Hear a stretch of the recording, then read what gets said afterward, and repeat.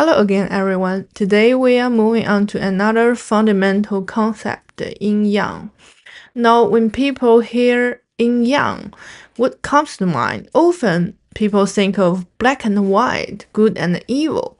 But it's really important to understand that yin-yang is about relativity, not absolute states. Simply put, yin is often described as negative and yang as positive, but don't think of negative as bad. It just refers to a certain set of qualities and positive to another. What's really fascinating is yin-yang isn't just one big concept. It applies at different levels or scopes. For example, within the scope of the whole 5 elements, if we look at our previous lesson, the metal and water are considered yin, negative, while the wood and fire are relatively yang. How about earth? Earth is, on the other hand, it seems neutral, a kind of balance point, and the yin-yang of earth is really depends on the environment. Here's where it gets even more interesting. Even within one element like wood, there exists both yin wood and yang wood. It means positive wood and negative wood. The same goes for yin metal and yang metal and so on. So what's the big takeaway here? In Western philosophy, we might have concepts like evil and God, which represents absolute yin and absolute yang. However, in Eastern philosophy, yin-yang represents different relative positions and characteristics. Yin operates according to Yin's law, and yang operates according to Yang's law. That's nothing right or wrong. The interaction between yin and yang is what actually generates movement and transformation in things. It's like the force of yin push the yang to spin, then the yang push in to spin. It's like a rolling ball. And here is a crucial point. Yin and yang are originally one entity. It means yin cannot be completely eliminated. In fact, when yin appears to be completely destroyed, the yang would transform into yin, and vice versa. Yang also cannot be completely eliminated. When yang seems to be utterly destroyed, yin transforms into yang. This continuous transformation is the very essence of what we call Taiji. Now let's talk about something called attribute layering thinking. It is important. When it comes to yin-yang, what happens? Think of yin-yang polarity as an attribute. When we project yin-yang onto humans, for example, we can see the head is yang and the feet are yin. We can also say internal organs are yin, while the outer skin is yang. Basically, yin-yang is the most fundamental method we have for distinguishing things.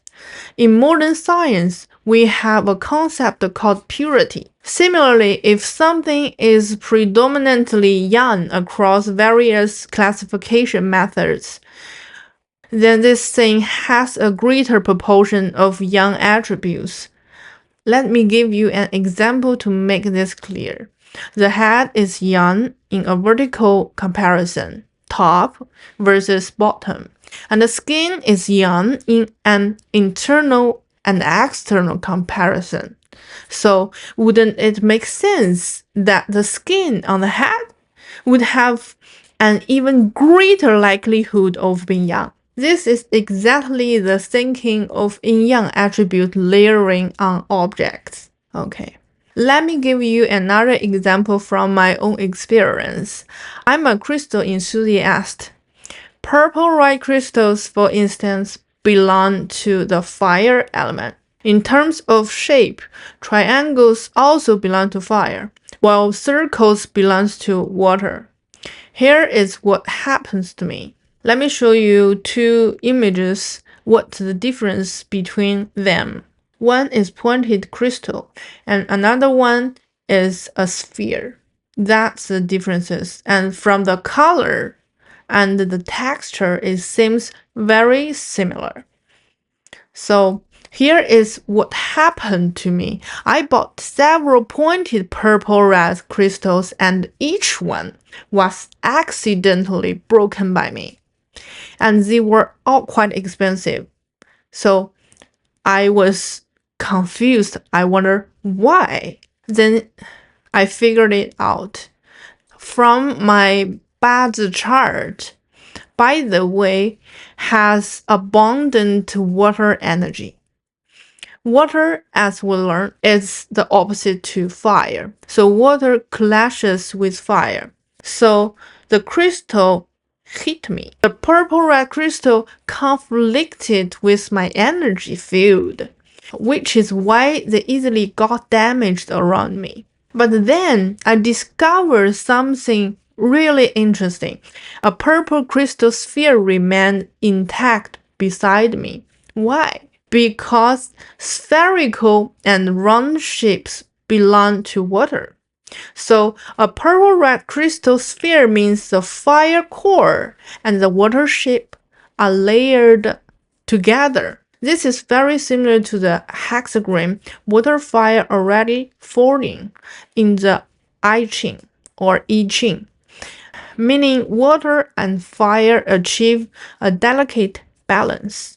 So we realize when we're learning this, the key is to observe the objects and the events around us and trying to identify their layered attributes from things like shape, color, speed of development, and energy or information density.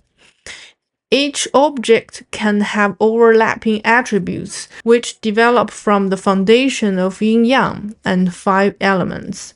And ultimately, Bazi study is a branch of I Ching studies that cultivates enlightenment.